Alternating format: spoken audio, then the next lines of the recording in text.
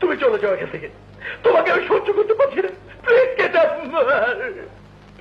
ঠিক আছে, আমি চলে যাচ্ছি, কিন্তু আমি যখন থাকবো না তখন তুমি বুঝবে।